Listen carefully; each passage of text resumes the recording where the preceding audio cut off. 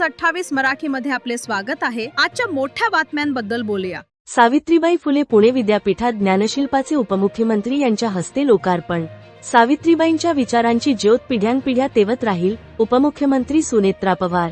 सावित्रीबाई फुले यांच्या जीवनकार्याची आणि परिवर्तनवादी विचारांची साक्ष देणाऱ्या 28 ज्ञानशिल्पांचे लोकार्पण करण्याचे भाग्य लाभणे हा माझ्यासाठी मनस्वी आनंदाचा आणि अभिमानाचा क्षण आहे। या ज्ञानशिल्पांतून शिक्षण, मानवता, समता, सामाजिक न्याय आणि परिवर्तनाचा संदेश नव्या पिढीपर्यंत पोहोचेल, असे प्रतिपादन उपमुख्यमंत्री सुनेत्रा पवार यांनी केले। सावित्रीबाई फुले पुणे विद्यापीठात आयोजित ज्ञानशिल्प लोकार्पण समारंभात त्या बोलत होत्या।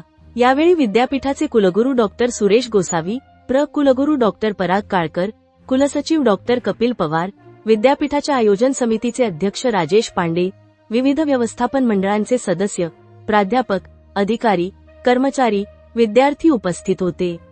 उपमुख्यमंत्री पवार म्हणाल्या, स्त्री शिक्षणाची मुहूर्तमेढ रोवणाऱ्या क्रांतिज्योती सावित्रीबाई फुले आणि सामाजिक समतेसाठी आयुष्यभर संघर्ष करणारे क्रांतिसूर्य महात्मा ज्योतिराव फुले यांच्या कार्याचे ऋण आपण कधीही फेडू शकत नाही। त्यांनी केवळ एका पिढीला शिक्षण दिले नाही, तर पुढील अनेक पिढ्यांसाठी परिवर्तनाची वाट निर्माण केली। सावित्रीबाईंच्या जीवनकार्याचे विविध पैलू या ज्ञानशिल्पांतून मांडण्यात आले आहेत। पुण्यातील विडेवाड्यात पहिली मुलींची शाळा सुरू करणे, पहिल्या महिला शिक्षिका म्हणून कार्य करणे, बालहत्या प्रतिबंधक गृहाची स्थापना, कवयित्री व साहित्यिक म्हणून योगदान, सत्यशोधक चळवळीत सहभाग आणि प्लेगच्या महामारीत रुग्णांची सेवा करणे, अशा अनेक कार्यांचा यात समावेश आहे।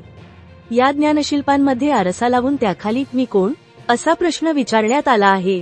त्या आरशात पाहताना मलाही हा प्रश्न पडला। पुढच्या क्षणी जाणवले की मी सावित्रीची लेक आहे।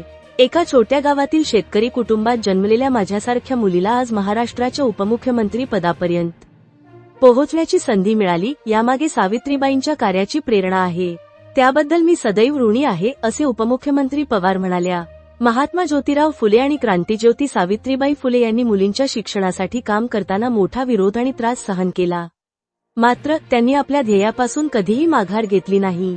सावित्रीबाईंनी पेटवलेली शिक्षणाची ज्योत आज देशभर प्रकाश देत असून, त्याच संघर्षाच्या बळावर महिला आज विज्ञान, शिक्षण, प्रशासन, उद्योग, क्रीडा, संरक्षण आणि शेतीसह प्रत्येक क्षेत्रात कर्तृत्व सिद्ध करत आहेत, असे पवार यांनी नमूद केले।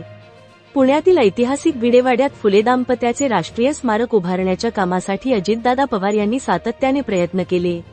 आवश्यक परवानग्या मिळवून हे काम पुढे नेण्यासाठी त्यांनी विशेष पाठपुरावा केला, अशी आठवणही त्यांनी यावेळी सांगितली। महाराष्ट्राला जिजाऊ माँसाहेब, क्रांतिज्योती सावित्रीबाई फुले आणि पुण्यश्लोक अहिल्यादेवी होळकर यांचा महान वारसा लाभला आहे। जिजाऊंनी छत्रपती शिवरायांना संस्कार दिले, सावित्रीबाईंनी स्त्रीशिक्षणाची मुहूर्तमेढ रोवली, तर अहिल्यादेवींनी लोककल्याणकारी राज्यकारभाराचा आदर्श निर्माण केला। त्यामुळे महाराष्ट्रातील प्रत्येक मुलगी ही जिजाऊ, सावित्री आणि अहिल्याची लेक आहे, असे त्यांनी सांगितले। महिला आणि मुलींच्या सक्षमीकरणासाठी राज्य सरकारकडून लेक लाडकी, लाडकी बहीण, पिंक रिक्षा, लखपती दीदी यांसारख्या विविध योजना राबविण्यात येत आहेत। फुले दाम्पत्याला भारतरत्न मिळावा ही महाराष्ट्राची भावना आहे। त्यांच्या महान कार्याचा योग्य सन्मान व्हावा, यासाठी महाराष्ट्र विधानसभेने केंद्र सरकारकडे एकमताने शिफारस केली असल्याचेही उपमुख्यमंत्री पवार यांनी सांगितले। पुणे सिटी रिपोर्टर विठ्ठलराव बेगडेची रिपोर्ट।